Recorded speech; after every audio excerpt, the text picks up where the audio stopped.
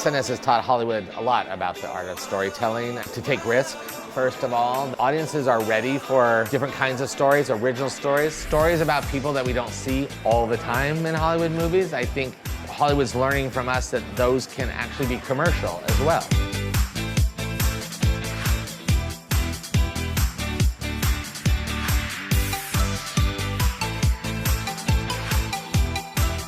Storytelling is how we understand the world, I think, and to be able to be in someone else's shoes, you know, the empathy that we can get from storytelling is the thing that makes us human in so many ways.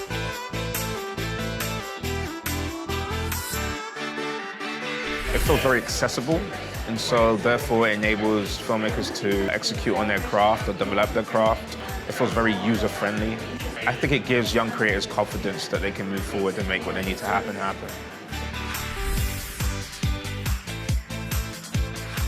It's just like opened a lot of doors in terms of having that big Sundance name right behind you. Like really can do a lot for opening opportunities up.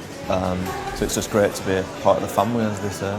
Find your tribe, like find people that inspire you and work with them, you know?